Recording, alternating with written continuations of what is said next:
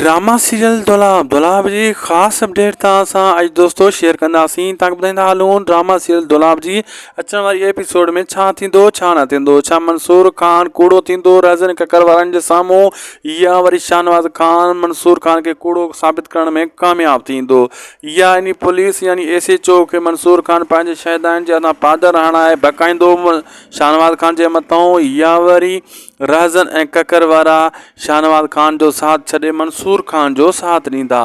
बिल्कुलु दोस्तो, जेका बि अपडेट आज हिन नंढड़े वीडियो में तव्हांजे साम्हूं पेश कंदासीं, हिनखे लाइक सब्सक्राइब शेयर ज़रूरु कंदा उदासी टेक यूट्यूब चैनल खे। दोस्तो मां तव्हांखे ॿुधाईंदो हलां, हाणे मंसूर खान पंहिंजी बेगुनाही साबित करण जे लाइ हुनखे कंहिं शइ जी टेंशन न आहे, कंहिं शइ जो हू मोहताज न आहे।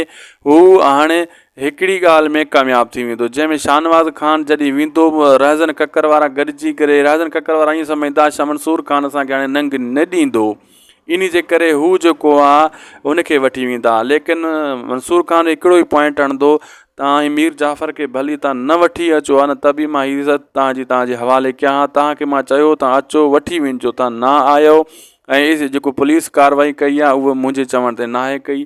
हीउ नंग कल्ह बि तव्हांजो हो, अॼु बि तव्हांजो आहे, हीउ मां तव्हांखे ॾियण लाइ तयारु आहियां। पर तव्हां ईअं कॾहिं न सोचिजो जो मां मीर जाफ़र खां डिॼी हीअ शइ तव्हांजे हवाले कयां थो, हीअ तव्हांजी इज़त आहे तव्हांजे हवाले कयां थो।